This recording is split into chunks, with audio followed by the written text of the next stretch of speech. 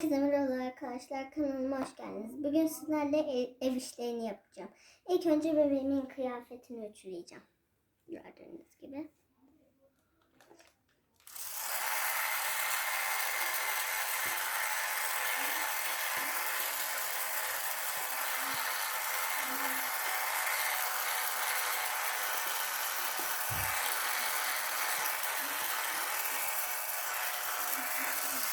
Evet arkadaşlar, ütülemem bitti. Şimdi bunu bebeğime giydireceğim. İlk önce bebeğimi alıyorum. Bakalım. Buradan başlıyorum böyle. Ayakları giydirdi. Biri de şimdi ellerinden böyle giydiriyorum.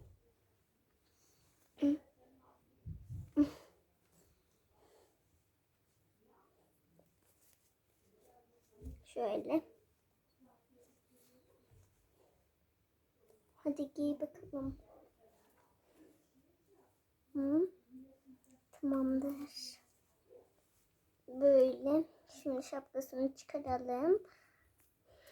Şöyle. Bakalım.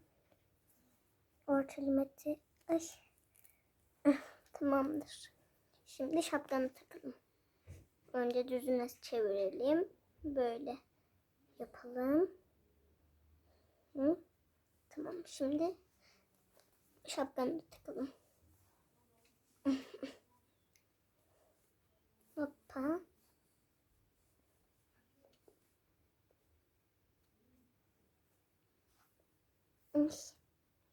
Tamam. Şimdi seni bahçede oynamaya devam edip bırakıyorum. Ah, şapkan çıktı. Şimdi sıra terası yani evimin bahçesini dışını süpüreceğim.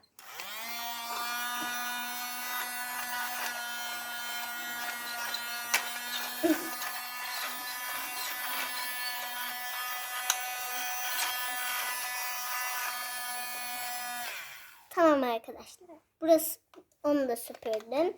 Şimdi sıra çamaşırı makineye atacağım ve sonra çalıştıracağım. Alalım, atalım. Hop. Deterjanını da koyalım. Pıs. Tamam. Şimdi çalıştıralım.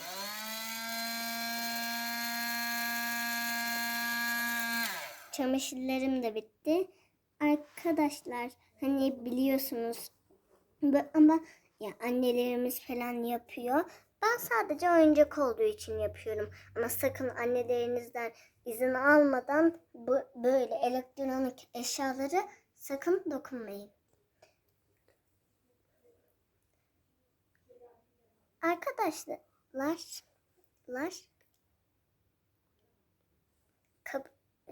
kanalıma abone olmayı unutmayın. Sizi seviyorum. Görüşürüz.